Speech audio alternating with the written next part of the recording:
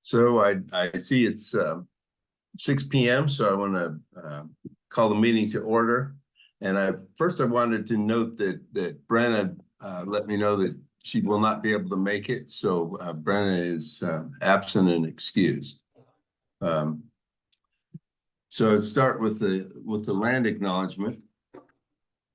We would like to acknowledge that we gather on the homelands of the Coast Salish peoples, specifically Nooksack and Lummi tribes, who have lived in the Salish Sea Basin throughout the San Juan Islands and the North Cascades watershed from time immemorial.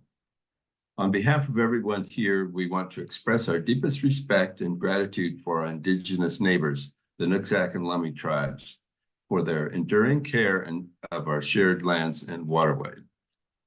So next up is the Pledge of Allegiance. Pledge allegiance to the flag of the United States of America and to the republic for which it stands, one nation, under God, indivisible, with liberty and justice for all. Thank you. And for approval of the agenda, are there any changes to the agenda, Phil? Yeah, Russ, I did want to make sure we do have it on the agenda, but it came late. It's the memo for the Hopewell property sale and approval of that bid. Okay, yes, I did. I did see that. Yeah. Okay, good. So I entertain a motion to approve the agenda as written. Motion to approve the agenda as written. Second. All those in favor? Aye. Aye, thank you. Next is good of the order. Okay. I have several, just to talk a little bit about what's happening with our kids out there. Band and choir up at WWU, Western Washington this week, competing in the festival. I think that's great for those kids to be engaged in music.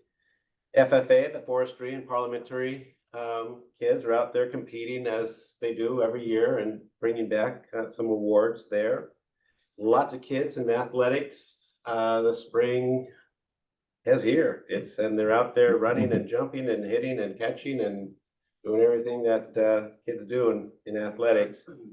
And the elementary conferences are going well. I have a good report from our principals out there. And I did want to add on April 27th is the family prom over at the high school.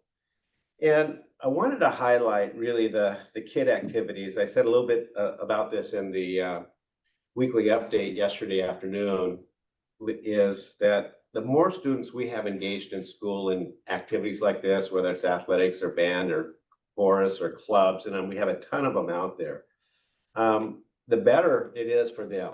And so I wanted to thank our teachers, our advisors, our coaches, everybody that's involved with kids that are engaging them in some way. When kids are engaged in school, they do better. We know that.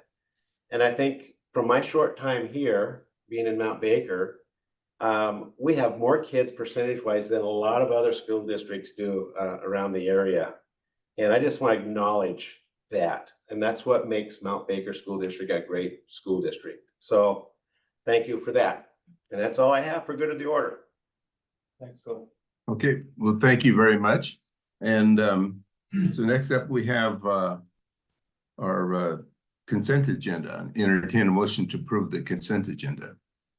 A motion to approve the consent agenda. Second. All those in favor? Aye. Thank you. Let's see. Next is public comments. Tammy, do we have anyone signed up? No, we do not. Anyone in attendance wishing to speak? No, we don't allow them to, so. Nope. Okay. Then next we'll do board discussion and on the budget. And to start this out, Phil and Brian, I plan to have you do the presentation of the PowerPoint and whatever else that you have ready for us to provide the background information for the budget discussion. Yeah, we'll do that. And Tammy does have the PowerPoint. But Okay. I can She share. can bring So it you up. could bring it up as well, Tammy. Oh, Yeah. okay. And Brian, you're welcome to come up.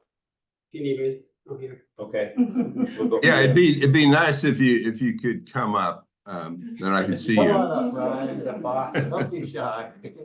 I'm only the secretary, the boss is.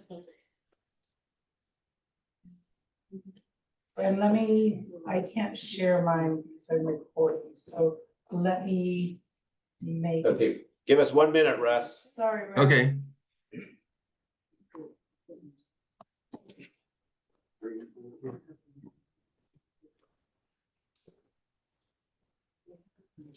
Okay, so I'm gonna make you a co-host, Brian.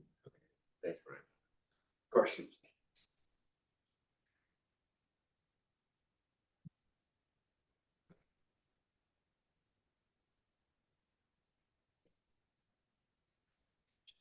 Oh, wait, no, that's not the one I want to do.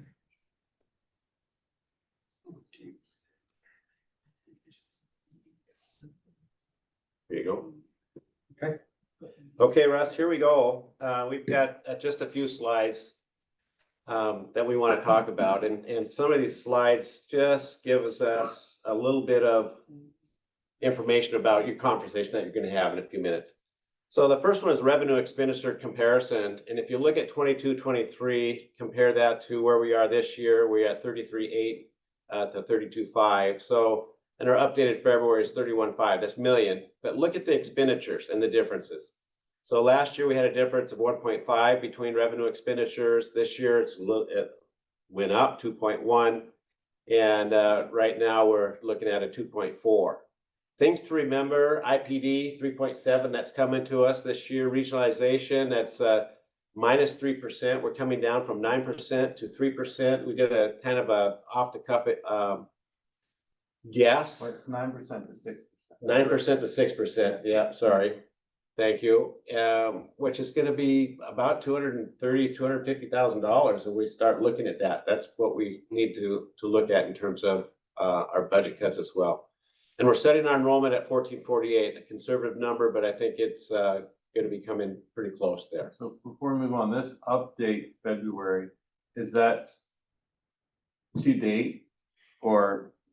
Yeah, so I have my forecasting tool and I've been plugging in real numbers along as I go. Okay. And that's in part, you see a more major difference in the revenue than the expenditure. Right. And that's due to the enrollment decline throughout the year and Okay. enrollment being down below what we projected at budget. Okay, so the budget 2020, 23, 24 is for the entire school year, Yes, correct? The update February is from what, August? September. From September 1 through end of February. So the budget was the budgeted numbers that were put together and approved by the board Right. in July. Right. And the updated February is more real numbers. There's fewer assumptions in there. There's more actual real Oh, okay, numbers. so that's still the forecast for the end of the year value? Yes. Gotcha. Correct, Okay. but Okay. there's fewer assumptions because we have more real actual data Okay. to input. I was a little worried that we'd already spent 34 million. No. No, but the spending will be in my normal board report. That will come Okay. later, so you'll be able to see that. So just a visual up there, and the difference can be fluid, so it could be different for March. Is that fair to say? Yep. Yep. All right, next slide. So the graph of our fund balance. So our apportionment advance last fall, a little over $1 million. So you're looking at, that's the original estimate is the blue graph. The actual is the orange with the advancement on there. And then the gray is if we didn't get the advancement, that's where we are now. So we were better than the original estimate, which means we're doing something right. So just another visual of where we are and where we expect to be in August. Sorry, before we go on, what's happening there at the end of the year where everything kind of comes together? Is in the because school. all of those estimates have the same ending fund balance number at about negative 890,000. The difference is in cash flow. The first projection there is just blue is a copy of what happened last year. I see. Essentially follows that same pattern. The gray is what's been happening this year if we didn't have the apportionment advance. So you can see cash flow has been better. If it followed the same pattern as last year, we would have dipped below 0 in November, came back up in December, and then tanked again. But if we didn't have the apportionment, wouldn't that gray line end way below that point? No, because the apportionment advance gets paid back in full in June. Oh, I see. And that's Yeah. why those two lines come together there. I see. We pay it back in June, and then July and August, we get a bigger apportionment percentage, and that's what carries us through. I see. Yeah. Okay. And that's where it starts to go down. April, May, and June are the 3 months we pay out the apportionment advance, which is just over $1 million, 1.08. Thanks. So we're doing better. Not good enough. And these, if you're looking at that very ending fund balance at 890, the budgeted ending fund balance was at 1.175 negative. So that's So a changed little and bit got a better. little better too. Yeah. Yep.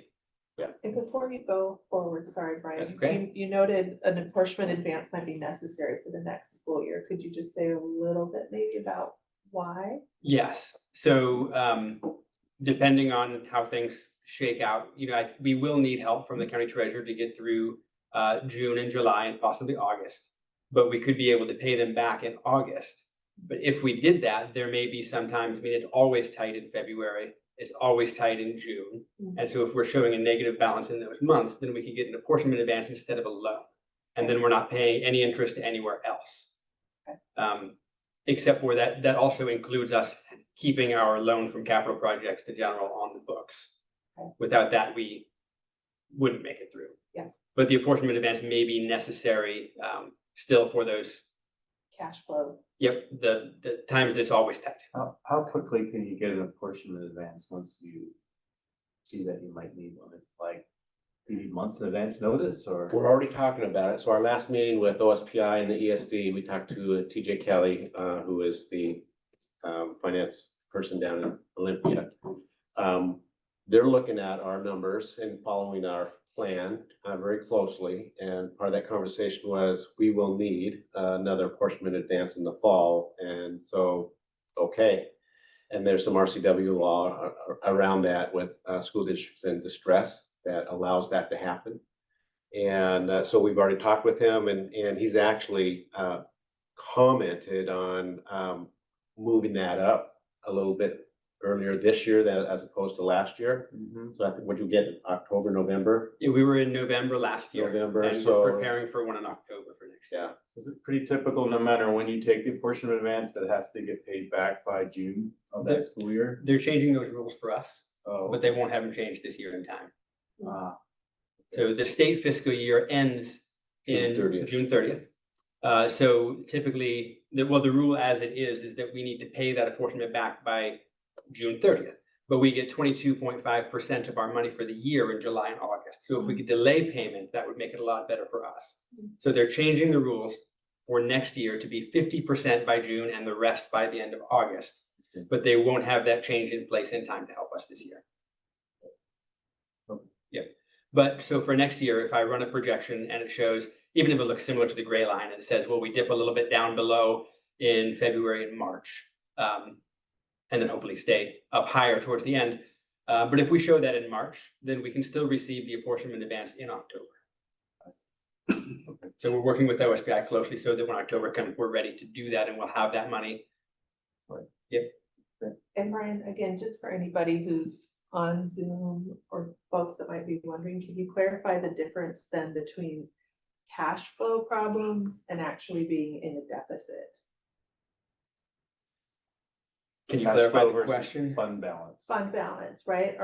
Is this showing that we're like going into the negative for the year, or does that make sense? Like, Not exactly. Maybe Phil, he's nodding his head, Trying to maybe he's find a way to following. use- Yeah, that. so real quick, so cash flow is what we're looking at month to month. That's what we pay our bills with, so we have to have enough cash to pay the bills, payroll. So we dipped down below that in June. So that's why we need to have this loan to ourselves. And possibly the capital, the loan from Washington County Treasurer to build our balance up so we have cash flow to pay for the payroll. Yeah. Pay for our bill. Thank to pay you. our So bills. apportionment, following. sort of like our Yes. paycheck. Yeah. Cash Yes. flow is sort of like the need to pay our bills month to month. And Right. some months we have more bills than others. That's right. Yes, But maybe not the same paychecks. That's right. So it's sort of like a paycheck advancement. correct. Okay. Yep. Thank you. Month to month. Month to month. Thank you. I'm trying to, but translate it in a way that, Yes, and so the difference between fund balance and cash, well, this shows a negative fund balance with some other things that we can talk about later. We'll have enough cash to make through. We have plans to have enough cash, but we will show a negative fund balance. Okay. Because the fund balance, if you have a loan, you will owe it back, so it shows as a net wash because it's not cash. yes, Yes, okay, thank you, sorry. Thanks for bearing with me. thank you. So, and just to, and I know we're gonna get into this a little bit later, but in our binding conditions, the last letter that we received is that we are supposed to have a fund balance of 4%. And a 4% fund balance equals about $1.2 million. Right now, we're trying to break even. So are we gonna get to our fund balance? Well, we're working on it, but it's gonna be hard to get there. Right now, we're just trying to break even, to pay the bills and to stop the bleeding. So then we will be in this way, I call it the wave. So we're gonna build up to the top of the wave with our fund balance and capital loan to ourselves and the other loan from the treasurer, and we'll be at the top of the wave and we're gonna be surfing down. And as soon as we get to the bottom of that wave, we're gonna have to build back up, and that's our apportionment advance. And then we build in this cycle over the next year, maybe two years, Mhm. maybe 3 years. So just depending on where we are and what the legislators doing next year. So I call it the wave. Thank you. There, next slide.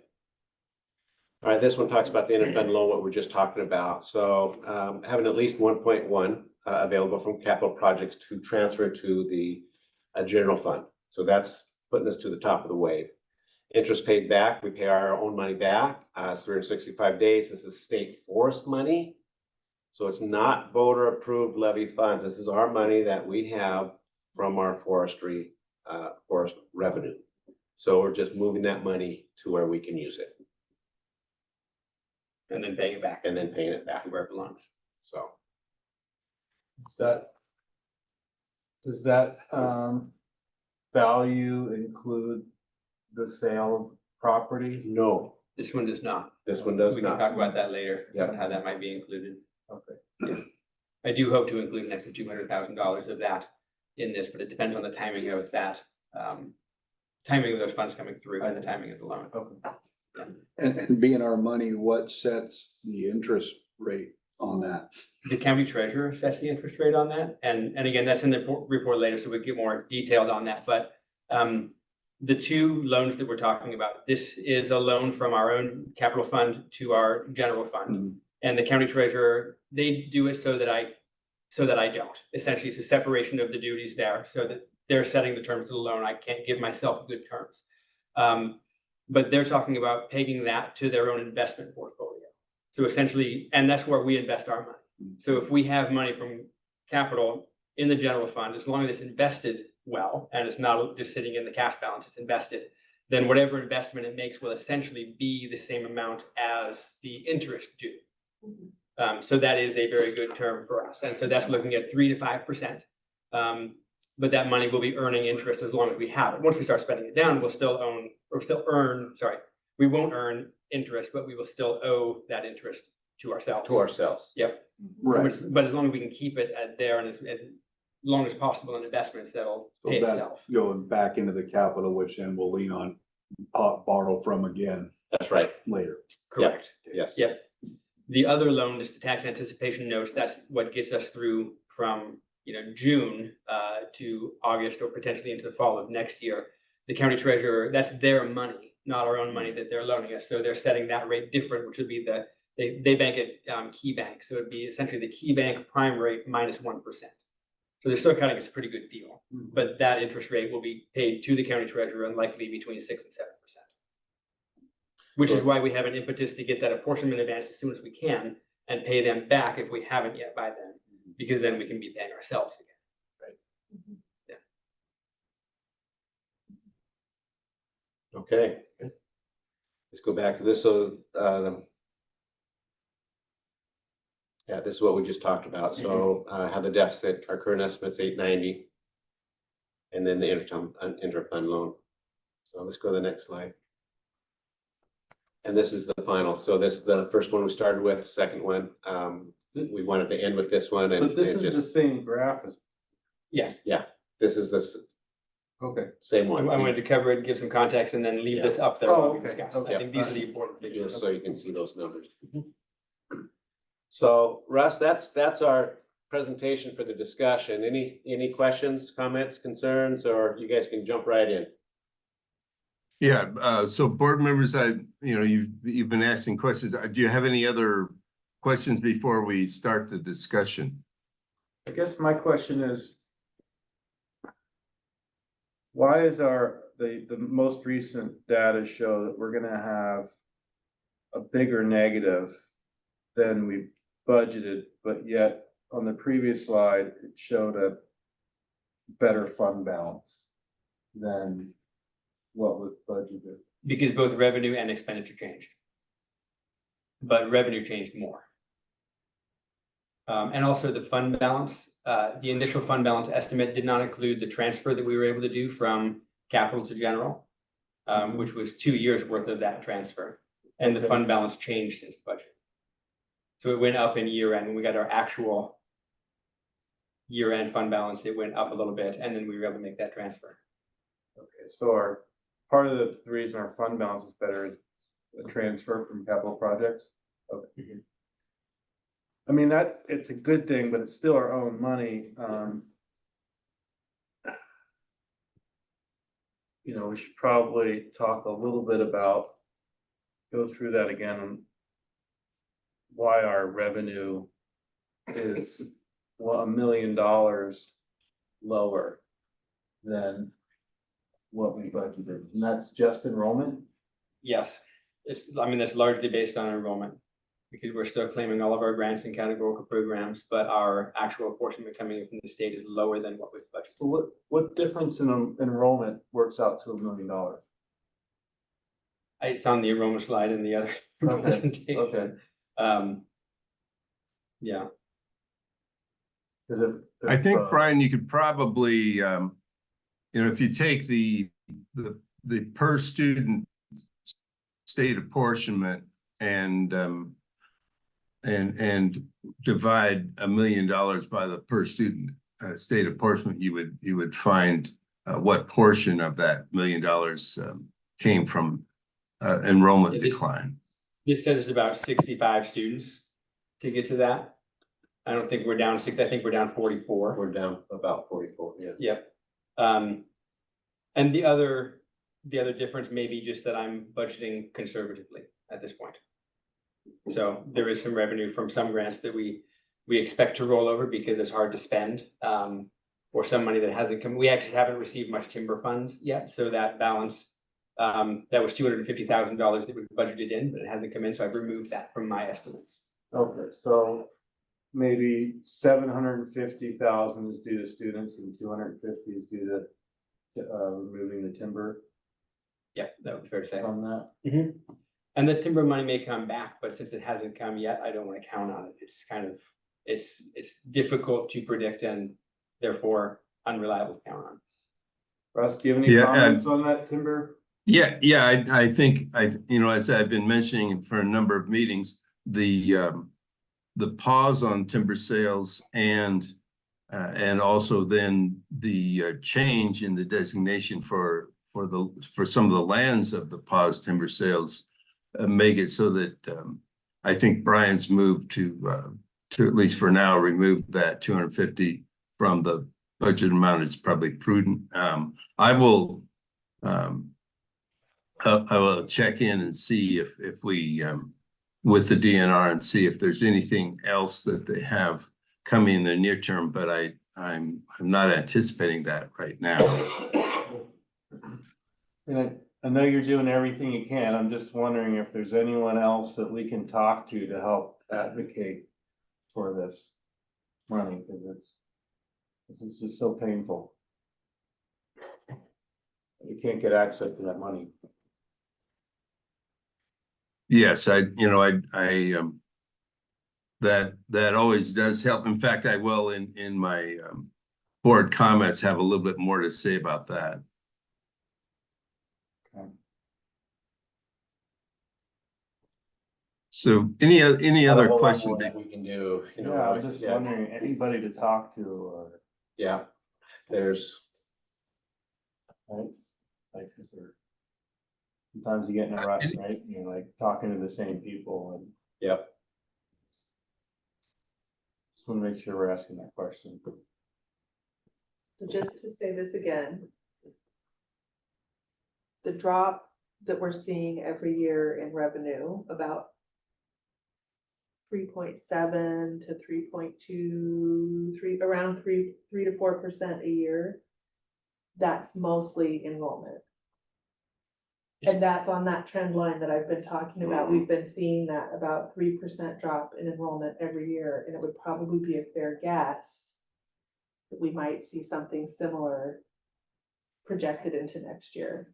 Correct. With the exception of the difference between last year and this year, there was also a difference in regionalization of 3%, which, as Phil already mentioned, is, between $230,000 and $250,000 was our estimate. And we expect that to stay stable going into next year, the regionalization. we're moving down next year Again, to 6%, We go from okay, from 9% to 6%. next year, we were at 12. We went 12 to 9 this year, so we're gonna see 9 to another 6 this year. 3% reduction again this year And then it's. 3% of a portion of the budget. It's not 3%.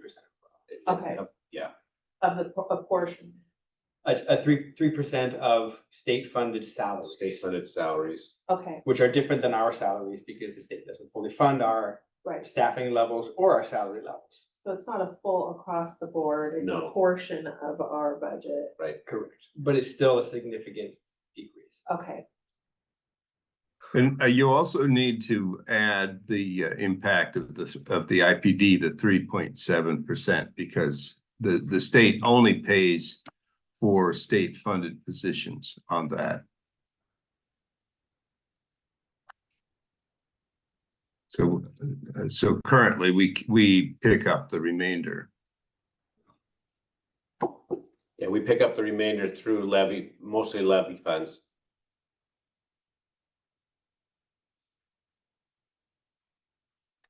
So any further questions or for Brian or Phil?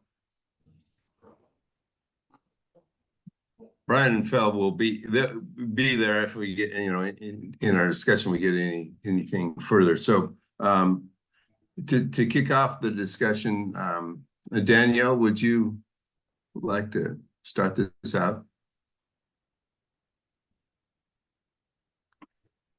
I mean, obviously I pointed out the thing I'm noticing, right, in the trend in our revenue is matching all that other information that we're getting as a board. I also just sort of doing my own little math over here on the side. I can see in our expenditure category, which is where we have, I guess, a little more control. We've been reducing our expenditures, 1.7% from 22 to 23 between the first block and the second block, right? So 1.7% and then 2.1%. So we're not reducing our expenditures as fast as we're seeing loss in revenue. And we could say, well, that's on us, and to a degree it is, but on the other hand, we're making really tough decisions about what to squeeze, and having a lot of loss of revenue at the same time. So I guess just a comment that we need to get those more in line with each other.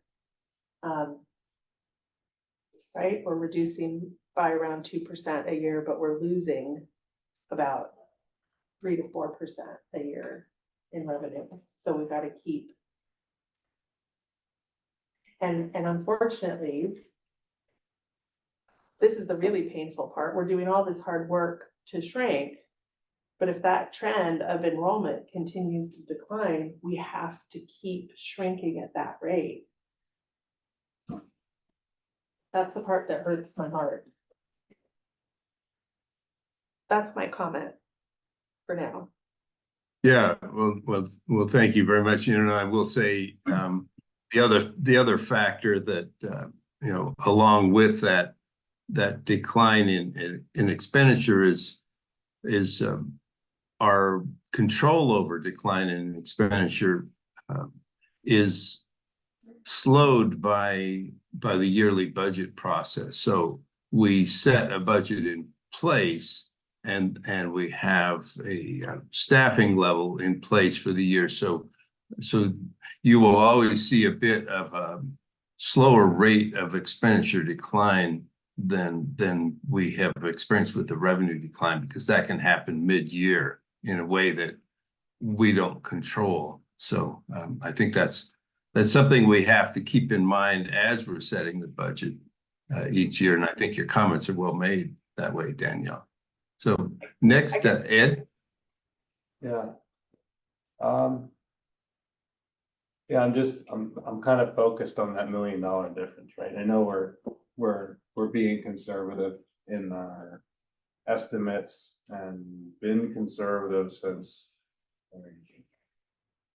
I think, July, right?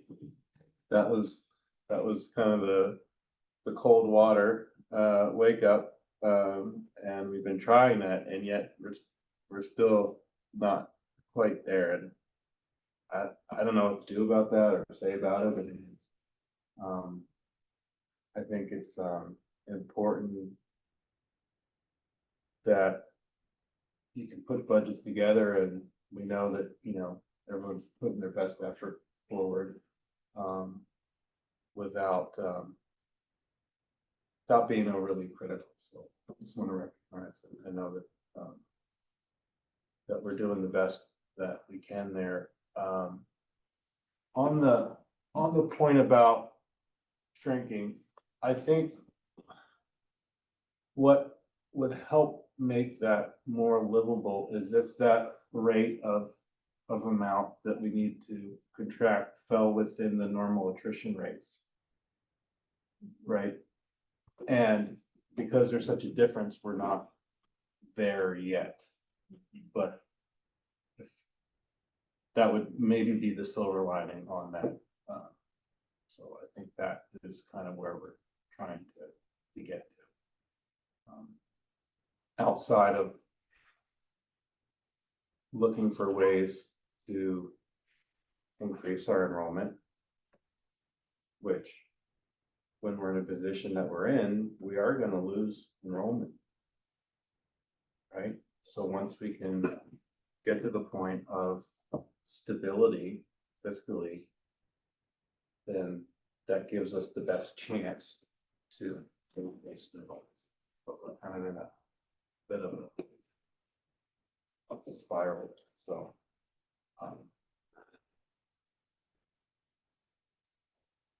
yeah, I think that's about it. Okay, well, thank you, Ed. Jason? Yeah, first, doesn't get settled, I would thank Brian, because he's doing a lot of hard work for, we're seeing better numbers. Obviously, we still have a long ways to go, but what he's doing and what we're saving little bits at a time it's a very tough job, and he's doing everything he can, and thank him for that, because a lot of people probably don't understand how much work and what he's actually doing for it. So think on that. It's super frustrating. I agree with Ed. Maybe we need to try another door to beat on with DNR to see what's going on. I live really close. I see every truck coming off the hill and turning off Hilliard Road in the morning, and I know what's going on. And I just think we might want to I know we're probably tied and there's not a lot, but they're beat on a different door for a while and see if we can go a different route there, because it's frustrating. It's frustrating that state dollars or for certain things are getting lower next year. That seems ridiculous when you watch on the news, there's 3 or 4 more schools now that are in worse shape than us, 120 million, 123 million. And yet they're just gonna not, I guess I can say not help to make it easier for that, not help everybody, because it's coming, it's even probably gonna be worse moving forward, so. Kind of the same as everybody, just frustrated in that, so that's all I really got. Well, thank you, Jason. So for my comments, I think, first of all, we've been discussing the drop in timber revenue, and I think your point is well made about which, beating on additional doors. And I think the one that hasn't been part of the discussion in this meeting so far is Whatcom County Council. Because it's not really, I don't feel it's the DNR's fault that we had those timber sales held. They were held back at the request of Whatcom County Council, and absent that request, I think we would have probably most of that revenue in our coffers right now. So that's the other part of that equation, and we can keep working on the DNR too. And so, but I think that you have to not just blame them, because they're faced with additional pressures outside their own agency. I wanted to, there's a couple comments I had. Otherwise, Brian, I still feel confident in your enrollment projection methodology. We've gone over that, and you've combined as much accuracy and conservative estimates as you can. So I think that using that methodology to build our next year's budget still makes a lot of sense to me. As we continue to work on getting closer to completing the budget, we can get into that further, but I think you're going down the right track that way. And I also applaud the savings that we have made.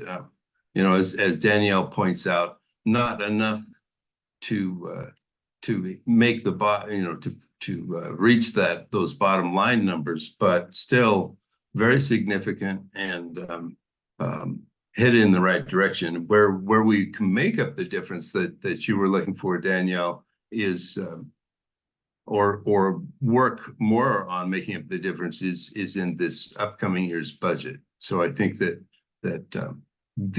all these charts, this information really is focused on the board understanding what measures we need to take this year to do the best work we can in making our trajectory to a sustainable budget happen in a orderly manner. And I think maybe it was Brian that mentioned that making that trajectory in a smooth manner rather than abrupt is important. And I feel strongly that that's true, that we need to take the time to do this rather than try to do what you might say cold turkey, because that will allow us to reach that sustainable budget, but in a way that keeps our programs functioning in the meantime. So those are my main comments. But any other thoughts?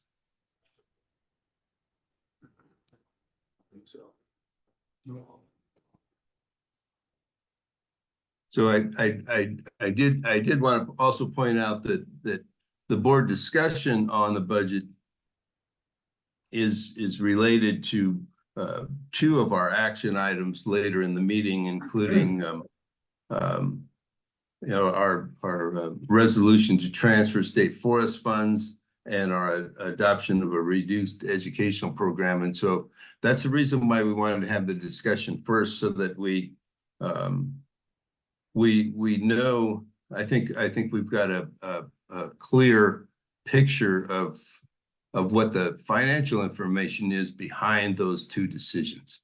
And so if there's any further questions that you have that to clear up in order to be able to make those decisions, just, you know, if anyone has further questions, just bring them up right now. I think if you've got something else.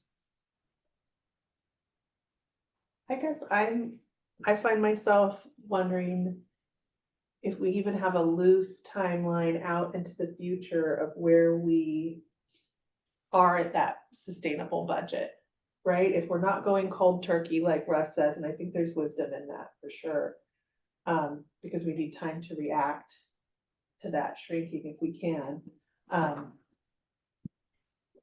But I also feel like, in the name of transparency and to show the folks who've been watching and asking, you know, where is that target out? Is it a year out? Is it 2 years out? And even if we have to move it and adjust that as we go, based on what we find out real time, we start getting that real data. Right now, what is our sense of, okay, I think in about 2 years, here's where, you know, we're gonna be at that place where we're not spending more than we have coming in. Yeah, I can help with that.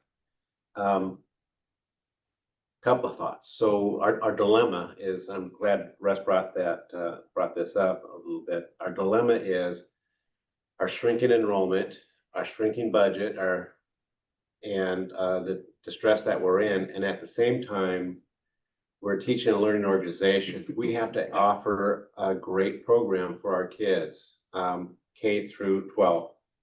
And so that's where we are. So to help answer your question around where are we in the next year, 2 years, we're going to be on the wave. So we're going to have to take that apportionment. We're going to have to take that loan from ourselves to pay the bills to maintain an academic program for our kids.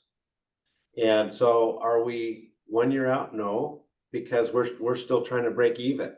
So are we 2 years out? Maybe, because if we break even, then we're going to have to come back and build our fund balance up of 1.2 to 1.5 million, up to 4 to 5%. So I think we're 2+ years out and on this same cycle. And I think that's the good news. We have a plan. We know what we need to do to get to where we need to go to break even and to build out. And if we stick with that plan, we'll be able to offer good, solid academic programs across the board. But we have to stick with the plan, and it's going to be 2+ years to get out of this. The wild card is our state legislators, and when they go into session next year, because you can look at all these schools that are moving into distress. You know, Blaine and Hoquiam and Vancouver and Evergreen and Yakima. I mean, every day we're reading about school districts that are in distress. And so there has to be something that happens down there. But if everything stays the same, we're in the same cycle for at least 2 years, maybe more. I think since as you said, it's a wild card, it would probably be prudent not to plan on that. And That's that right. way, if we get it, it just helps us build our fund balance That's right. faster and get out of it. You know, in an ideal world, we'd have some type of flow chart that showed different scenarios. Yep. Of what, and it just helps through the thinking process of different.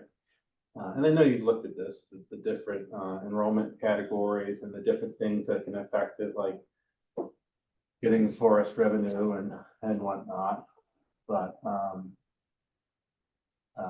we have these binding conditions.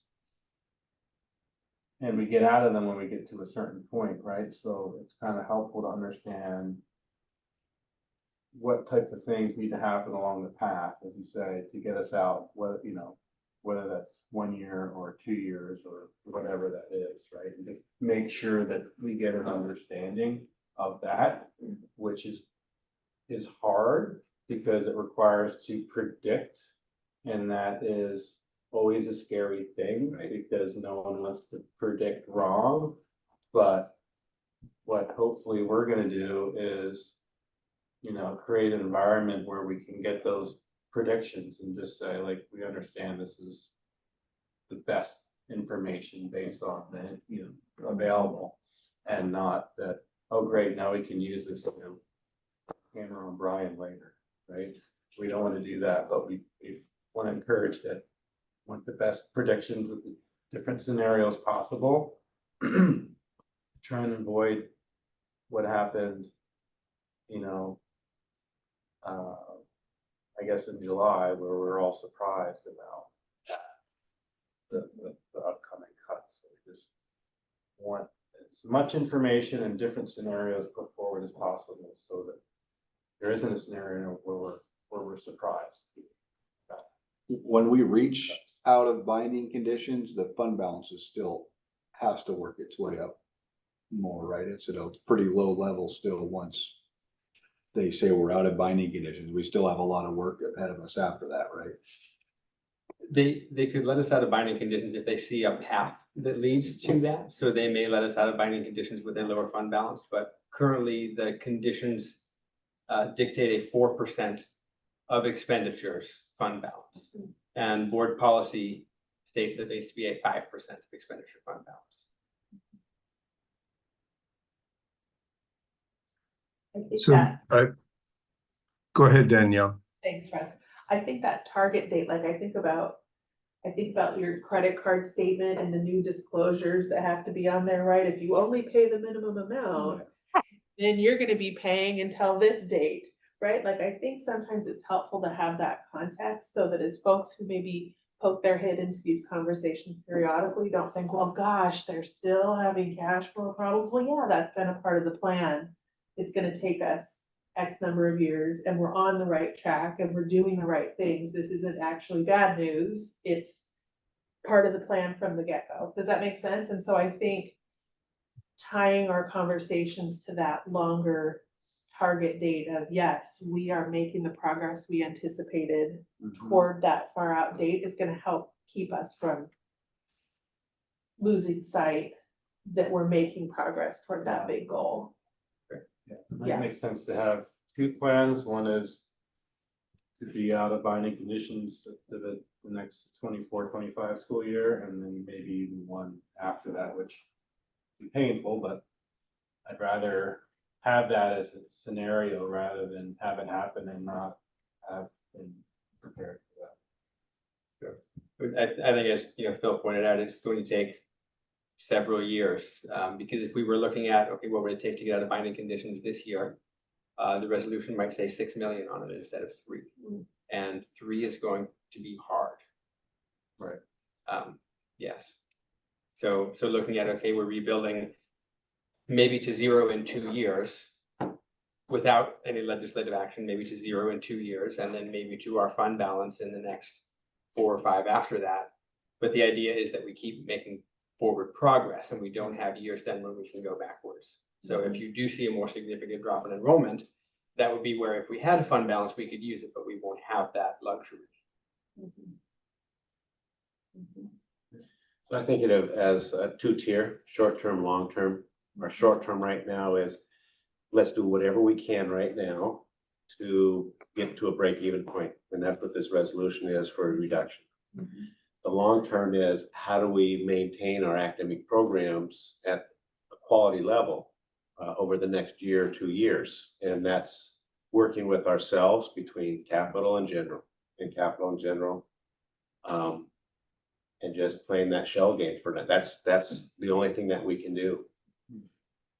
So that's the short-term, long-term vision. And I feel very strongly that that doing what we can to maintain our academic programs as we work through our budget challenges is very critical. That's the core of what our mission is, and that's what we're here for. So I think that we're looking at how do we make that pathway to a sustainable budget work, and we have to build our budget around the things that we know, and make the best estimates for the things that we don't know. You can't control all of the factors.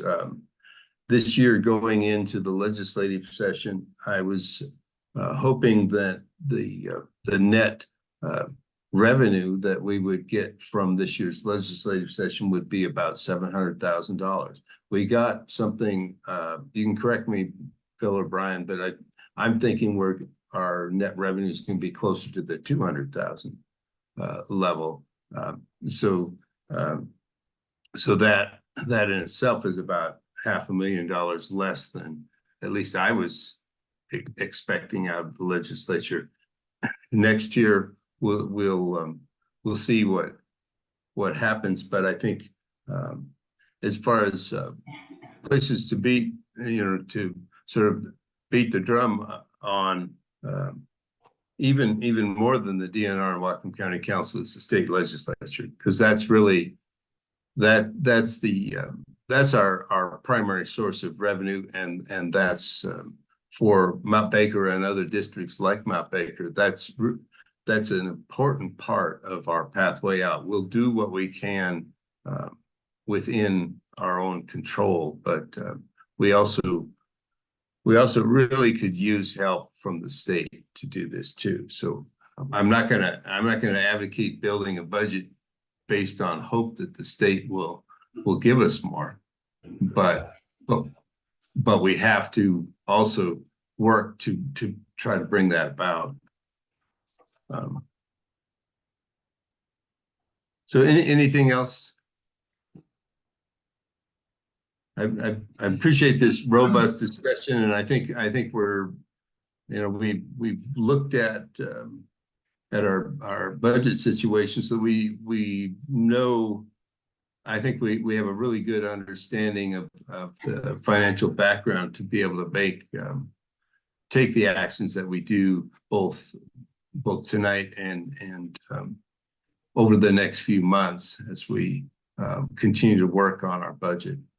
So then next up is action items, and we jump right into Mount Baker Resolution 232416, the transfer of state forest revenues. And before I ask for a motion, is this transfer clear to everyone? Any further questions on this transfer?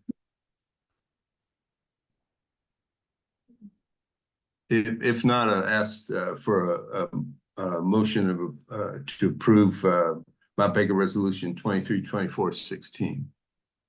A motion to approve Board Resolution 232416. Second. All those in favor? Aye. Aye. Thank you very much. And next is Mount Baker Resolution 232417, adoption of 2425 reduced educational program. I'll start again to any further questions before we move to a motion.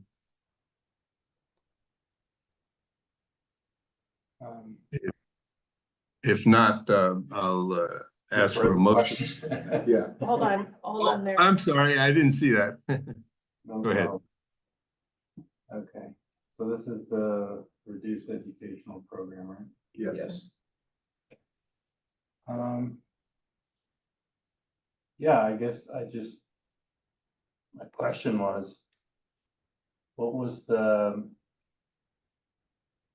did we come up with these values for the full-time equivalent, the classified and non-representative, who was involved in that discussion, and Most of that was input from the meetings you had earlier, the community meetings, but also looking at our budget and where we are overspending right now.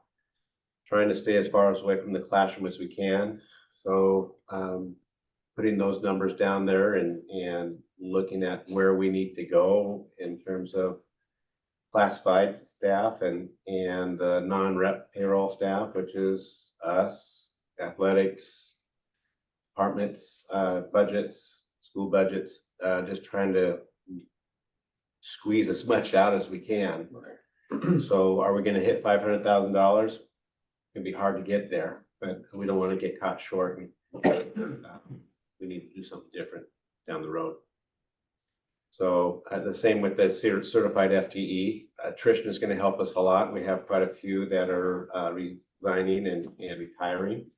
That's going to help us get there. But we still have to offer a program. Right. So 15 was an arbitrary number that we got to because we're looking at our fund balance of 3 million, trying to break even. That's kind of the break even point. Just putting those numbers down and then working from there. I will remind the board too that because we have to issue layoff notices for certificated staff by May 15th, the board needs to authorize that prior to May 15th. And so I think by passing this now, we're giving the administration the room to work with.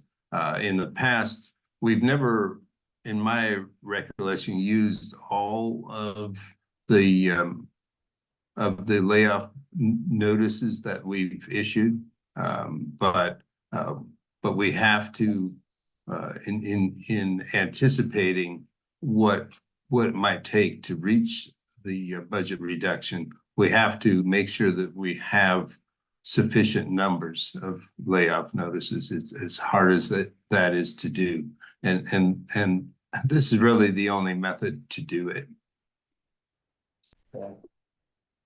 And last time. Now, other questions? Yeah, I guess I was just gonna say, you know, last time we went through this, it caught folks in the teachers union off guard, with the numbers weren't communicated. And I don't really know what's been discussed, so I'm hoping that, you know, we're not gonna have a backlash of, you know, miscommunication about. We have been meeting regularly with both the teachers union and the classified, the PSC group. We have given these numbers to them. We met within the Teachers Association today and talked with them as well. So Okay, no surprises. okay. Good. And so the goal here, as you said before, is to get us to even. That's the goal. Let's break even. Break even, and then maybe the following year, build up the fund balance. Yes. Okay. And these numbers reasonably could get us there. To be honest with you, these numbers are a little high in terms of breaking even. Okay. But this is what we can aspire to. Sorry, high means we're going below the break even, You or got high means we're above the break even. Yeah. Yeah. So until we get the revenue tool from OSPI and know exactly where we are, Yeah. We don't know what those exact numbers are. So we're trying to play it safe. Okay, okay. So this But will, I go ahead, Ed. this will then go into the, this will obviously play into the budget development process. This is Going to our occur next phase, yeah. after this. Yeah. And I appreciate talking about the program because I think the board's very interested in making those decisions in a way that minimizes the impact to student learning, and it will impact student learning, but then the question becomes, how do you minimize That's right. that?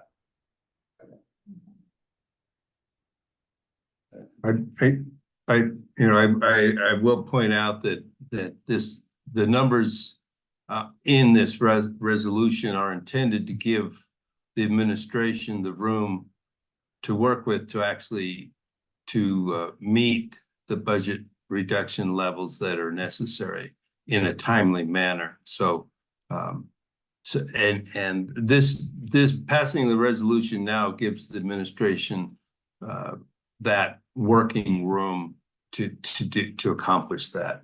As we get closer to May 15th, they will definitely fine tune this and be back with the board. But this gives them the numbers to work with. So any further discussion?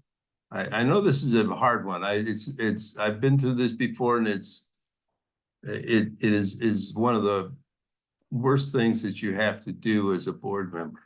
So I know that, but I appreciate, you know, the rest of you looking at this honestly.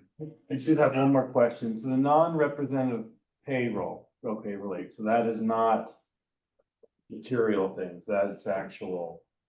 Outside of the MBEA, PSC, non-rep. Okay. Staff. Is it too hard of a question to answer now, like what Mount Baker's total number of certified people we have total and classified total, like working for us now? Does that? We do know that number. I think the certified staff is 123. That's total teachers, everybody that's certified. Okay. And the classified staff, I don't have the number. Classified staff one's a little harder to nail down because that FTE or full-time equivalent is reported based on a 40-hour per week employee working annually. And as you know, a lot of our paraeducators and bus drivers don't follow that schedule. Yeah. So it's hard to nail down exactly. I mean, we can nail down, I just don't have it in my fingertips right now. Yeah, okay. Right, the units in FTE, so. Yeah. Yeah, it might take a few to be one. Correct, yeah, that could be so many bus drivers or so many Yeah. paraeducators. Right. Maybe if we get, to break it down, no hurry, but maybe get that number would be kind of nice to know where we're at, what the total is with the, Yeah. just processing at 10, you know, so. Yep. And we'll know what that number is as soon as we start building that budget. So it's pretty hard to, well, we know how many employees we have, but to get. To break the hours to make one out of how many, just Yeah. tough, yeah, I understand. So any further questions? If not, I would entertain a motion of approval of Mount Baker Resolution 23-24-17. Motion to approve board resolution 23-24-17. Second. All those in favor? Aye. Aye, thank you. Next is Mount Baker Resolution 23-24-18. I think I'll just ask for a motion of approval. Surplus. A motion to approve Mount Baker Resolution 23-24-18. Second. All in favor? Aye. Aye, thank you. Next up is Mount Baker Policy 5003, Employment and Volunteer Disclosure. Phil, do you want to provide a bit of the background on that one? Yes, just real quick. So the administration been trying to get through these policies that we've had, that we have. This is a first read. So 5005, employment and volunteers. We vetted it through the cabinet and feel pretty good about where we are with this right now. So we wanted you to get a first read on it. If you had any questions, bring back to us, then we'll approve it at our next meeting. Did we not already have drug screening? That's what's in blue here, pre-employment. Am I on the right one? Yep. So for our drivers, we do. Oh, okay. So this is for all staff? No. Okay. It just makes sure, where it says if the district requires, some severance, we require transportation to take drug tests, that we follow that RCW there. And I've met with Pam Buttonshone, who coordinates that. She confirmed with me that we do meet that RCW in our drug testing process. Okay. So we're already doing this? Yep. We're already doing Correct. this, right? Oh, okay. Any other questions? You know, I actually, you know, when I read through this, I thought that we, at least from my standpoint, I would be ready for first and final reading for this. And if there's anything, any of the rest of you that feel that you'd like to look into any more of it, we can hold off. Otherwise, that's what I would suggest. I think we probably could. Sure. Yeah, I'm okay with it. So that being the case, I entertain a motion for first and final reading for policy 5003. Motion to, motion to approve policy 5005. 05, that's my own, sorry. My own handwriting, I couldn't read. I didn't say that right, okay. Yeah, go ahead. Get that correct. All right, motion to approve Mount Baker policy 5005, first and final reading. Second. All those in favor? Aye. That's pretty bad if I can't read my own handwriting. It's late at night. Yeah. Mount Baker Policy 2090, Program Evaluation. This is second reading. We've looked at this before. Any questions on that one? We tabled it a couple of meetings ago. Director Gray had some questions around it, and so we looked at that, and we think it's okay. We've communicated with Director Gray, and hopefully we have clarified some of the language in there, and ready for you to approve it. Is there any other, is this a change to what we've been doing before? In terms of how we go about evaluating the program, or? Pretty much the same program assessments is what we've been doing, so. And what's the process for sharing those assessments with the board? Maybe it's already been incorporated. I didn't realize it was part of this evaluation process. Yeah, we can make an annual report to the board. It could be a written report. Some of it you did get when you went on your walks for the school improvement plan to the Right. school. Seems like this really gets at the core of what we're all about, right? Like this is the kind of the most important probably policy that we looked at. Yeah, I think it's worth taking some time. It feels like, this fits in with our strategic plan and the other work that we're doing. It looks great. I just would like to hear more about it on an ongoing basis. So this sets the stage for looking at that data, using the data to inform our school improvement planning process and what's our goals and school initiatives. Okay. Do we plan to have a follow-up on this and just Sure. see if we can incorporate it maybe in a board discussion or when appropriate?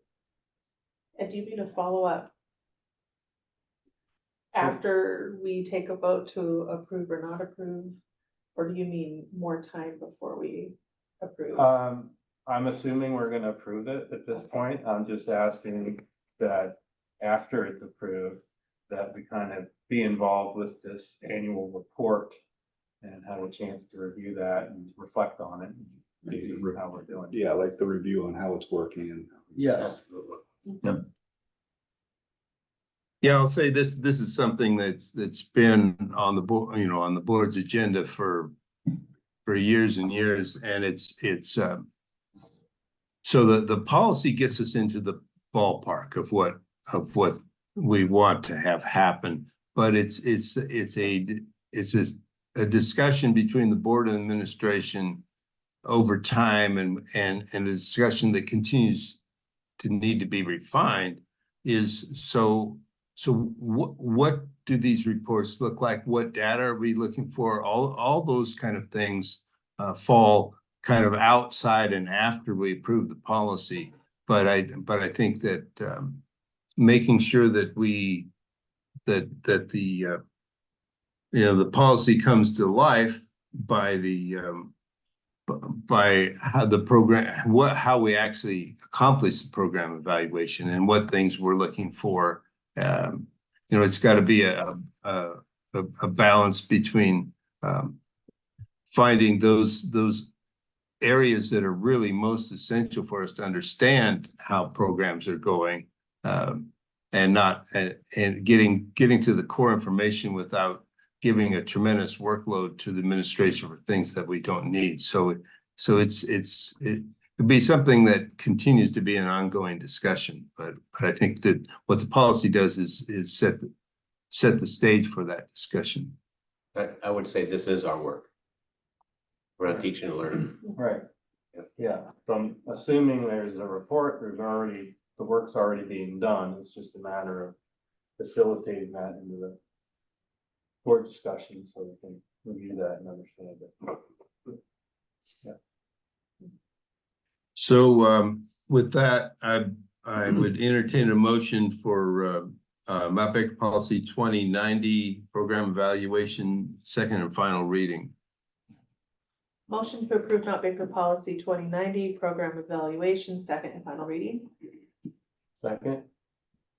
All those in favor? Aye. Aye, thank you.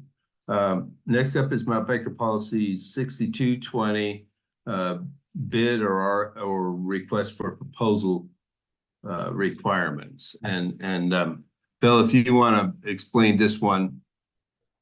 Yeah, just more or less an update on language in this policy.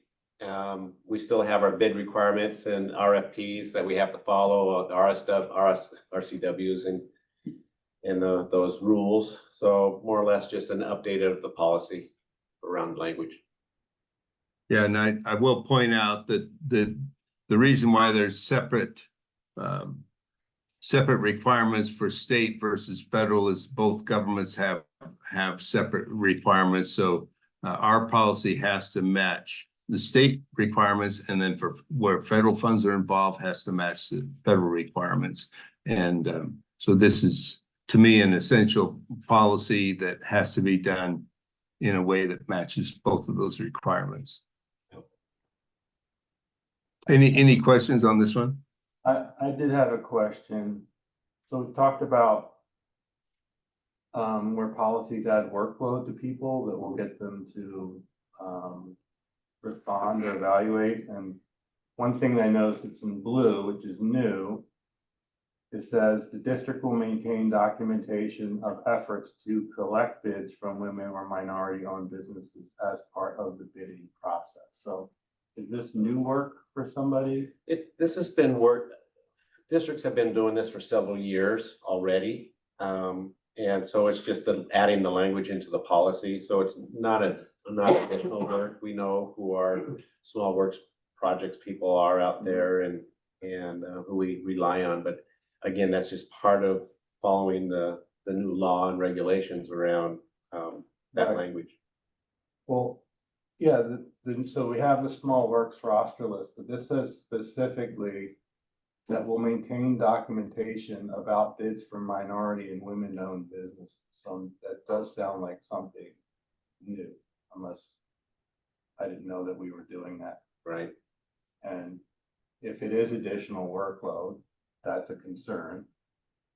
And I guess what I'm wondering is, if that's extra work for somebody at a time when we're making cuts, do we want to do that? And if that's the case, would it be worth it to remove that sentence and keep everything else in there, all the other language about providing opportunities and encouraging people without actually creating an extra workload?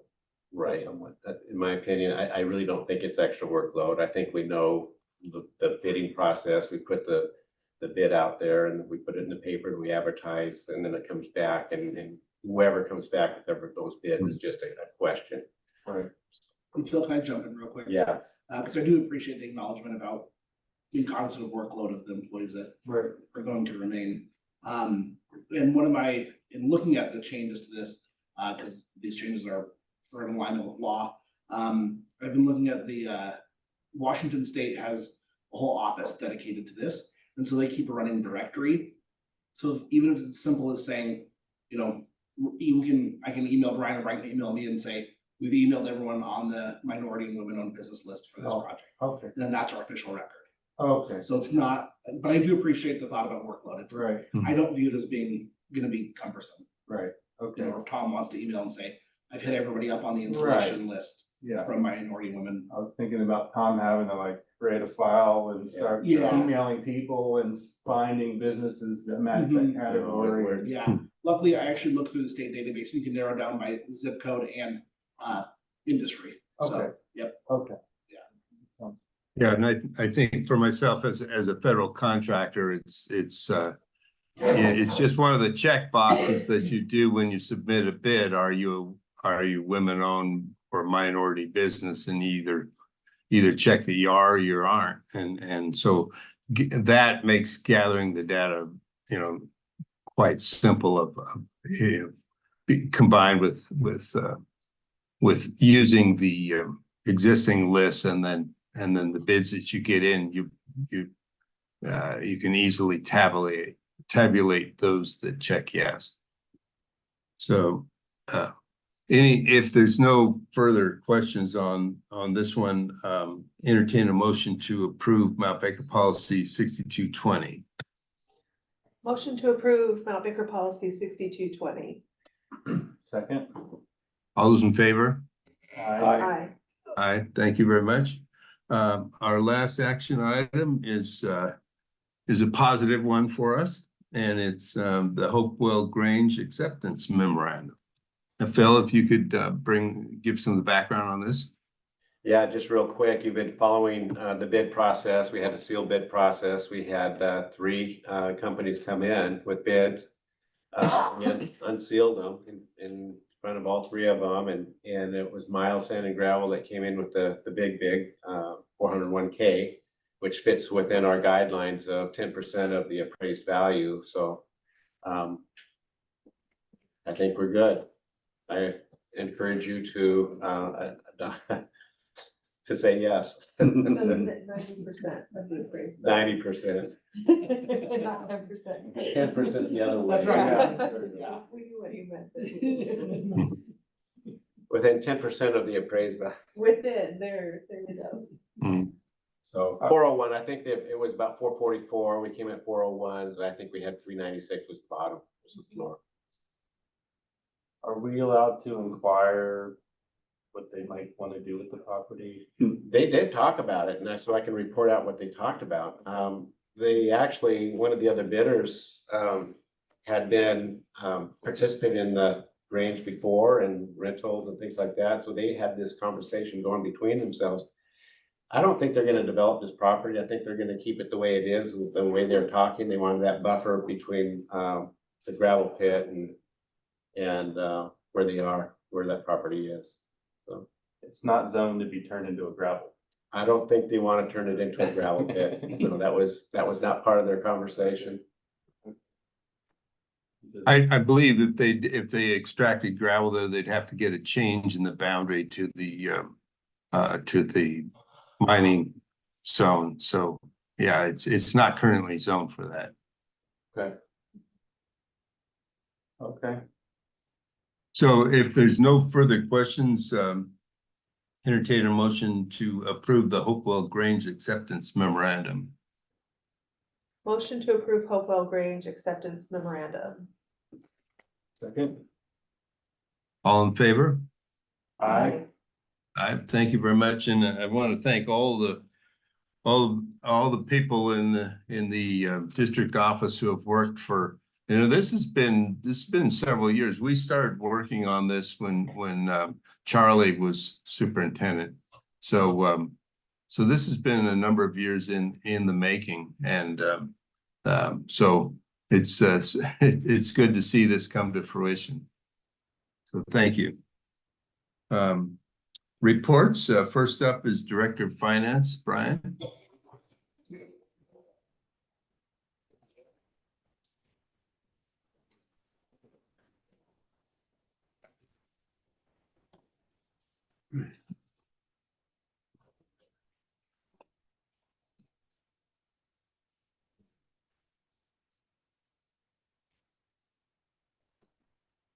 All right, hello again. Some of this will be a repeat of some of the things we've already discussed, but that's okay. Last time we were here, you guys asked me for a more detailed estimate about the fund balance. So that's what I worked up for you. You've already seen this. Shows the difference in the budgeted number and our current projections.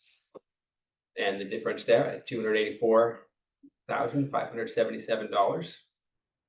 Again, as Ed pointed out, we're predicting the future, and that's always difficult. So, you know, that I expect that to be different when it actually comes to fruition. This again just shows the cash flow and the difference between this year and last year. You see the spike in October, and that was the transfer from capital to general, and then November is a time when we typically have a very low apportionment and get some of our levy monies coming in, so it's not as steep there in November as well. So it was an interesting time to do this estimate because, as I mentioned earlier, with our current cash flow as it is, without the apportionment advance, this is the month that we would have actually gone negative. So glad to have that. Yeah. So any more questions about the fund balance? I know we talked about it earlier, and that was one request that came out of the last meeting. So, sure. Okay. So some general business. This again is not new, but getting more specific on the process. I've been on the phone and in touch with the Whatcom County Treasurer's Office and thinking about when we will need and when we should actually take this loan from capital projects. I was hoping we could do it in April, but a lot of our levy funds won't come in. And I should clarify, they're not levy funds, but we already moved out some of the timber revenue to debt service when there was a double transfer with the county. So this is replenishing the timber revenue that's in capital. It's not levy funds we're using, but because we made that transfer early just to have it ready, we're waiting for the levy funds to come in, and that will replenish the timber money that was already in capital projects. So it's timber money, but we're waiting for that collection to come in, and it'll be in the first week of May. So what will happen is that estimated amount there, $1.31 million, on May 8th, I'll be on the phone with Whatcom County Treasurer, getting an actual real-time balance of what's in there, what can we loan, what are we going to leave to make sure that fund can still operate in some capacity, and then I will put in the actual number. So that's a draft. You'll see a draft resolution in advance of that. In April, I would get you a draft resolution that has the timeline for paying back, the interest rate that we're paying, all of those things will be there. What will be missing from that is that actual number. And then we'll put that in, and the resolution on the 9th will come through. And then as soon as the 10th, we can loan the funds. I don't expect to need those funds until payroll goes out in May. So we have till the end of the month. But I don't feel the need to wait if you choose to approve that at that meeting. That loan will help us have a positive fund balance through to when? This loan will give us cash flow. It will not change the fund balance. Oh, okay. Yeah. So this will give us cash essentially to get through May. And then in June, we have another month where apportionment from the state is very low. Because they're trying to keep all their money until their state fiscal year ends. Right. So that's where in June, we're going to then be running a very similar analysis of what do we need in a loan from the county treasurer to get through, and when can we pay that back? And the hope with that one is that we take a lower amount of a loan than we've been looking at, and that we're able to pay them back at the end of August. We don't carry that loan through to the next fiscal year. But we'll know more about that later. Yeah. So this is just a loan from capital projects to general fund, and that it buys us about an extra month. But that said, once we get our apportionment for July and August, we'll be back up, and that amount could be enough to keep us, if we can just use that amount and keep loading it to ourselves, that amount could float us through the time that we need to rebuild. Yeah. Okay. So just thinking about our initial deficit was looking at 1.175 million. But there are some times that it dips much lower than that. But this, if it were just as even as, plus this minus this would get us through our deficit. So the apportionment advance may be necessary for those times when it dips lower. But with this amount, I expect that this fall would be the only one, this spring would be the only time that we need a loan from an external source, being the county treasurer. And I just want to, again, for every voter listening, again, that these are not levy collections. These are timber dollars that were there.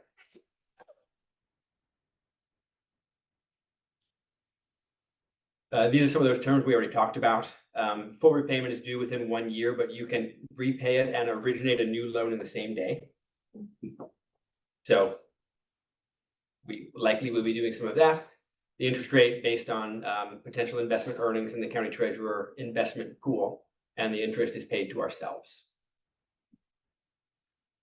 Feel free to slow me down if there's any questions. I just want to go through the stuff that's repeated, quicker than some of the new stuff. So this is, again, we talked about the interest rate due to the Whatcom County treasurer. Their funds will be due back December 31st. And I asked for them to be due before February because per the RCW for an apportionment advance, you have to show a deficit on your books. So if we don't show a deficit in our cash flow, then we can't get an apportionment advance. So if the treasurer said, well, pay us back in August, we may not show a deficit, we can't get an apportionment advance, and then we pay them longer. But if we show a deficit, we get an apportionment advance in October, we could pay them back as soon as we get that apportionment advance, and it's less time that we spend paying interest to the Whatcom County treasurer. It works. You've been turning this Rubik's Cube in every single direction. I have. To get I'm using two metaphors now, but to get all those dominoes lined up just so to get us through. Yes, and it works. We're going to make it, Thank you. of course. Yeah. Okay. So there's kind of that future planning timeline, and this only takes it through maybe 25, 26. But it shows that in March, what we're doing, you guys just approved the transfer of that state forest revenue, so we have more to work with. May, we take the loan from capital projects. June, we get the tax anticipation notes from the treasurer. October 24, we get that apportionment advance from OSPI that we're already in contact and working with them on, so that will be ready in October. I feel confident. If we still have outstanding notes from the treasurer, at that time we repay them. If we were able to, we would have repaid them in August or September. April of 25, 1 year after we take the loan from capital projects, it expires, it's paid off in full, including interest, and we reapply it if necessary. We pay it and take it on the same day. And then in August, because they're changing the rules, and next year will be August, that we can fully repay that apportionment advance, which will be a bonus for us and so many others across the state, unfortunately. And the same thing, we evaluate the need for another one. So we pay that off, and we're still working with OSPI at that point as we pay them off and talk about whether we need another one next October. So, on that last note, does needing an apportionment advance and being in binding conditions go hand in hand? Or is it possible that we could not need an apportionment advance, but still be in binding conditions? Well, binding conditions is based on the ending fund balance. So it's possible that we could need an apportionment advance based on some dips in cash, but still end with an ending fund balance that's positive. And so not be in binding conditions, but still be able to and need to take an apportionment advance. Also, the apportionment advance is available to you anytime, whether you're in binding conditions or not, as long as you're showing a deficit at some point in the year. So if we're going to end negative and be in binding conditions, but we have an external loan plan, or we have enough money in capital projects that we don't need that, then we're in binding conditions without an apportionment advance. So yes and no, they're not tied in. Go either way. Yeah. Yes. Okay, any more questions? That's just kind of some general business update before we move on to the financial report for March. It's March now, February.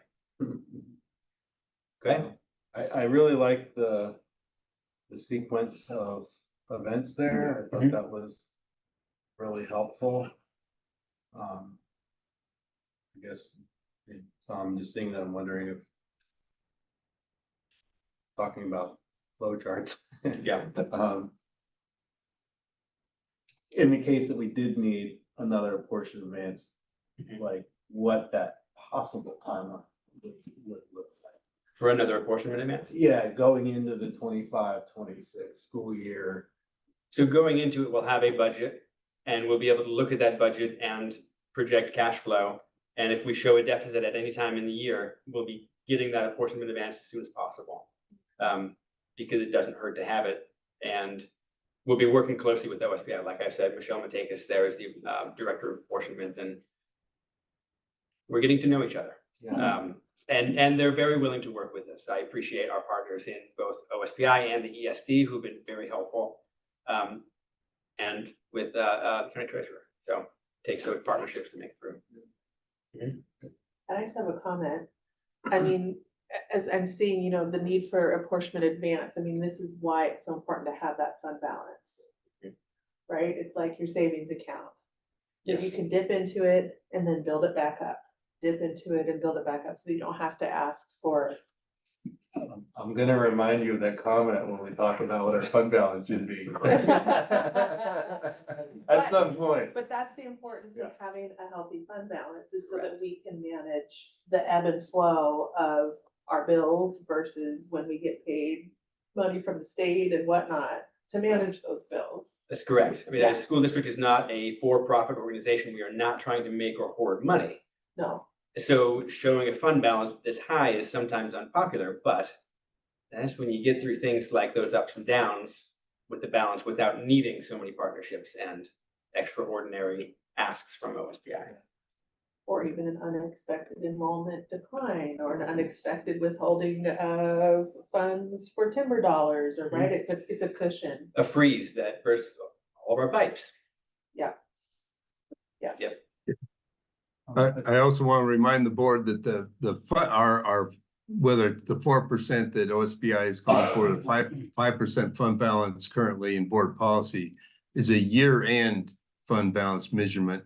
During the year, that fund balance will ebb and flow depending on tax collections and revenue and expenditures. So, but by having a cushion that wide of a cushion, that's what allows you to not have to do these things. But if you measured partway through the year, you wouldn't have your year-end fund balance. That's just what we're shooting for at the year end. So I really want to thank you, Brian. I think you've done an excellent job here, both in presenting this, but in all the work behind this. And you came to the district, and I think your first couple of days found out that this was going to be your work, and you jumped right into it, and really are doing a great job with it. So I just wanted to acknowledge that and thank you for all that you do. Well, thank you, Russ. I appreciate that. Thank you. Can I ask one more question? Sure, absolutely. At this point, do we have an idea when the board's gonna be reviewing the budget for the 24-25 school year? So we're ahead of schedule, and getting the reduction resolution done, as Phil mentioned, helps us move that timeline forward. Phil has expressed a desire to have the budget passed before the end of June, which is the end of his time here. So we're aiming for that. That's a tight turnaround, especially with the revenue forecast from the state being, April 15th. There's a lot of work to do between now and then to get that ready for you guys. So we're moving as fast as we can on that. Yeah, it'd be helpful, I think, for a board and everyone just to understand the steps of the process involved in that, even if the board's not directly involved with it, just to kind of understand what's maybe going on behind the scenes leading up to that. Sure. So Since we will be in a time crunch, and I don't want it to feel forced, like, okay, Yes. we got it. approve it. Yep. Usually there's a work session Okay. that will help develop that process as well. And we have a couple of those on the schedule that I presented to you earlier, but that schedule also had the budget approval in July. So we could be moving up that schedule and scheduling some work sessions, or there's two on there. One is for all funds except general, and one is for the general fund. So we may be able to combine those two and do a work session there. Currently, what we were doing is just looking at the information we've got from the state that will inform the revenue forecast and making some assumptions with that. And Pam Butenschon has been working on rolling over our staffing plan from one year to the next and getting everybody placed in there so we can look at the staffing plan and have that ready for upload. Yeah. I mean, work sessions are good. It just, sometimes it takes a little while to absorb the information, mull it over, evaluate it, and we're gonna be thinking in terms of the impact to the student learning. So any information that we can get prior to would be helpful. Okay. Yeah, we will I keep would you do up my to best, date. yeah. Okay. Yes. Weekly. Okay. Okay, so now we just go into the, does that still say January? Yes. That's February. Sorry, and February 29th. My apologies for that. Those are our fund balances. So you see the balance in debt service is there to pay off the loan. And that's the money we transferred earlier. And that's some of the money that we just approved a transfer of out to capital projects today. Okay, apologize on the date. I updated this one at least. There you go. But there we are as of March 19th, less 44 from the budgeted number of 1536. Current FTE is at 1492. So, you know, Russ mentioned earlier that he feels confident in our budgeted enrollment for next year. And, you know, the trend that we're seeing is right on trend. So I also feel fairly confident with that number. Sorry, could you go back a sec? So budgeted, that's the current year that was used for this current school year? Correct. Okay. Mhm. And so based on how we come up with the budgeting, what would it look like for next year? Do we know at this point? So next year, the budgeted number for next year, the working with is 1448, which is not even on this chart. It would be down below. Oh, So This one that ends at top line 1470. would roll down. right. Yep. So we'll actually cut below the 1492 number. Yeah, so next year we're projecting the annual, it's an annual average, right? So if you look, currently we're not being given apportionment at 1492. We're being given apportionment at the annual average per month of that number. So the annual average that we projected was 1536. So you can see that was too high. And that was based on a straight cohort model where you had a small senior class going out, kindergartners larger coming in, but did not include that 4% trend that we've seen time and time again.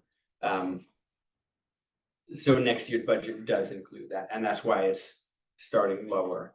And you might see next year enrollment start above what the budgeted number is, and that would be where we want it because we know that over the school year it's going to decline. This is typical.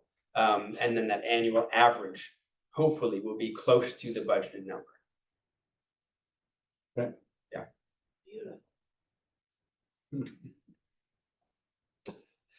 So Ed, I got the numbers to be dollar figures on this one for you. All It used right. to be percentage, so Perfect. there you go. And still call it out at the bottom there. So that's where you're looking at your question earlier to, you know, what does it mean to be a February update, right? This is as of February 29th, the revenue we've collected as projected portion of the whole.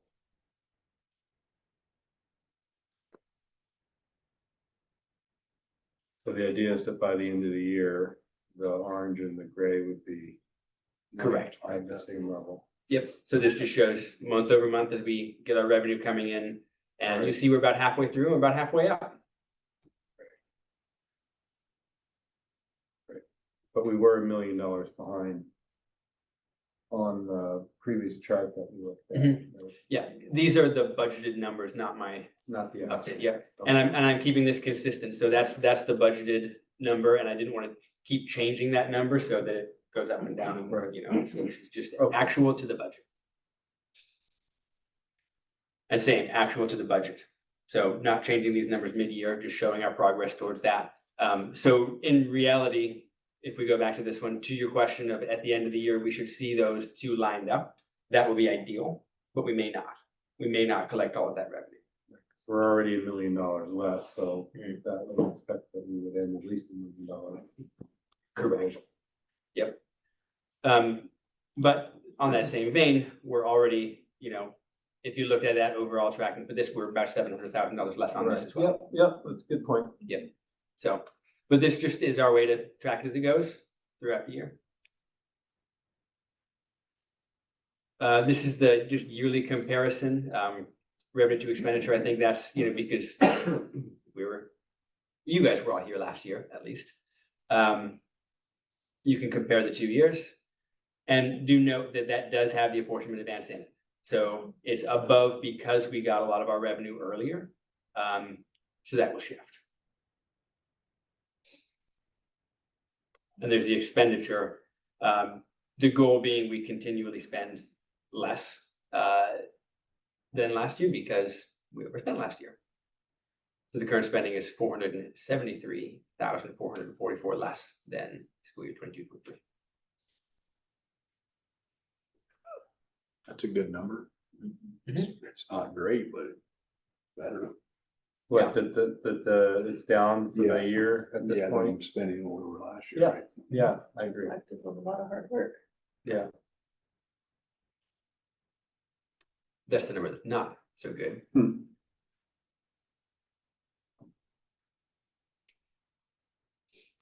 And then again, you know, as revenue declines, as we start to repay our apportionment in advance, that difference will grow as well. As revenue So that changes. advance came in October, that's why the number's so high? That's I believe the transfer that we Okay. got, or from capital to general. I'd have to go back and look. I believe the apportionment advance happened in November. But typically in November, you would see revenues down because apportionment is down and levy money still is coming in I through see. October and November. So again, if you think about that, you know, approximately $290,000 over 12 months, that's what we're talking about correcting. And I think you guys asked to see this in a line graph. So these are the same numbers. It's just a line graph now. Okay.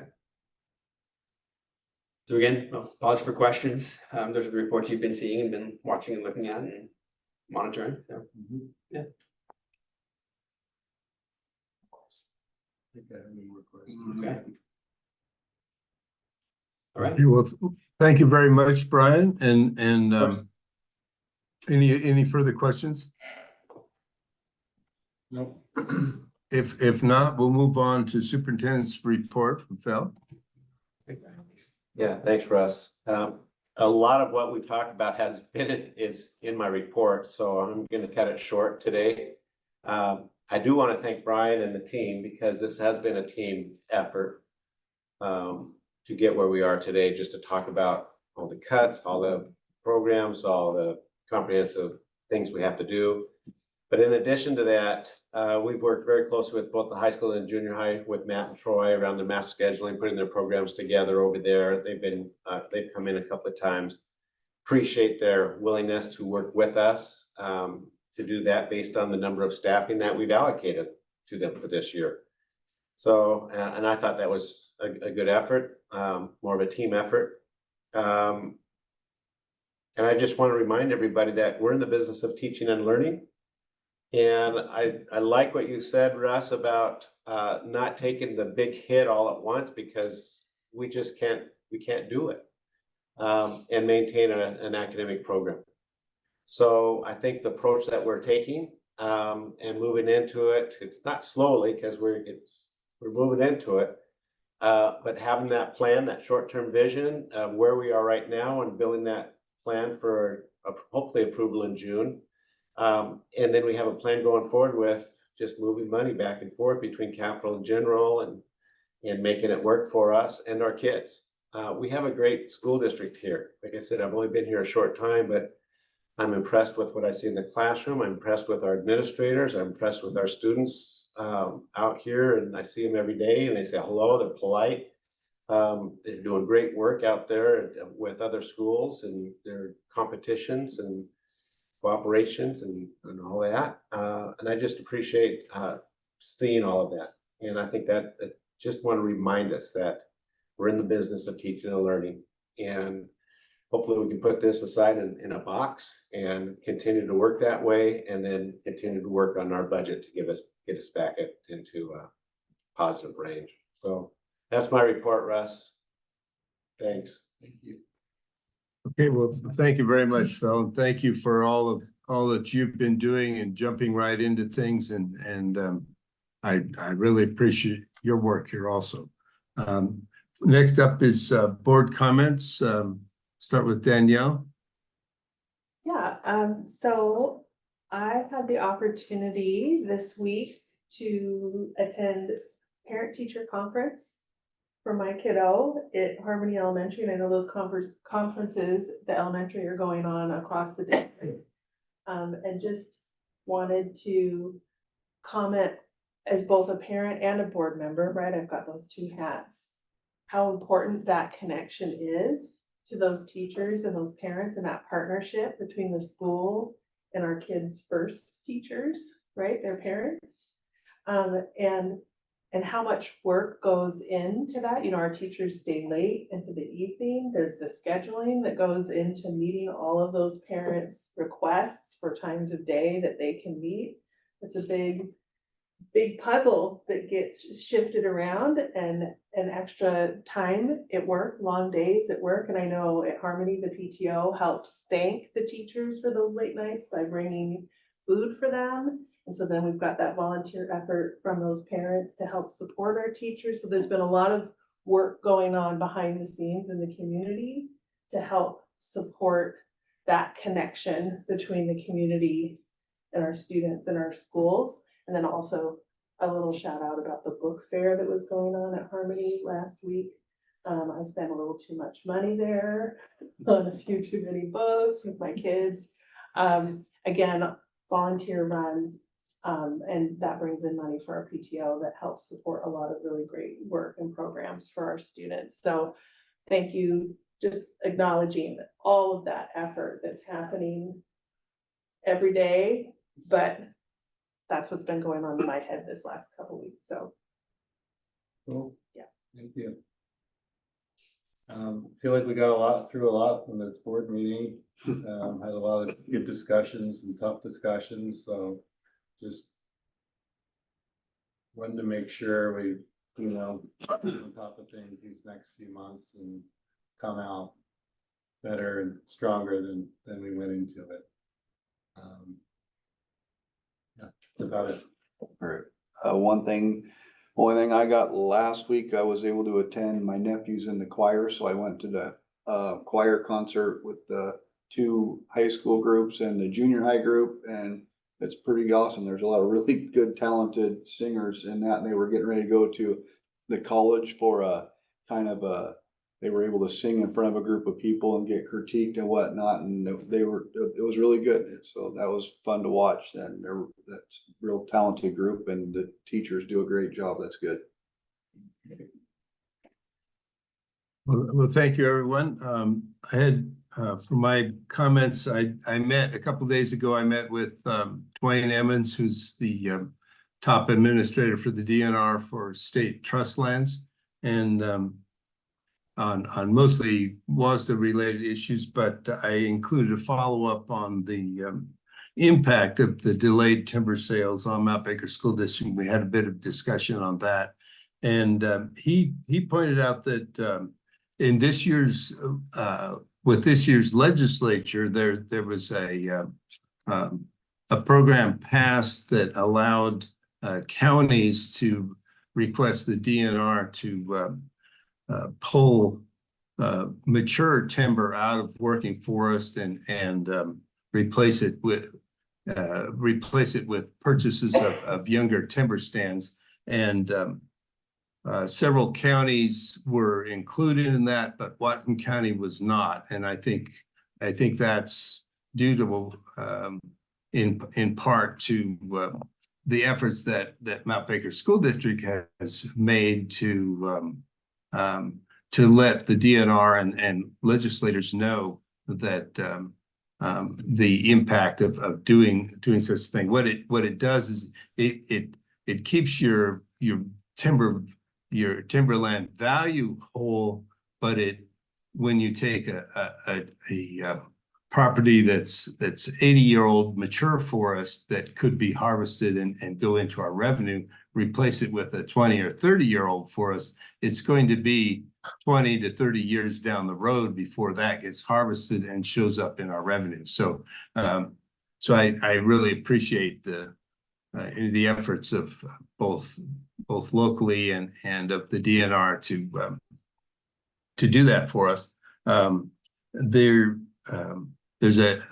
This program is funded through the Climate Commitment Act, and there's a vote in November, the vote of the public, that whether to continue or not with the Climate Commitment Act. So if that fails, then I think the DNR will be purchasing less mature timber, which will allow us to go back into a hopefully more sustainable harvest in the future. So anyway, that's all I had for this month's.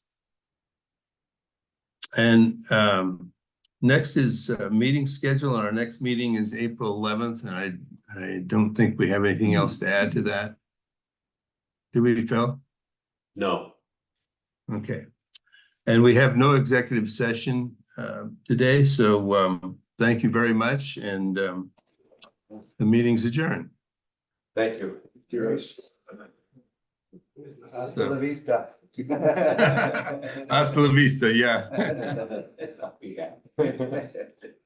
Buenas noches again. Yeah.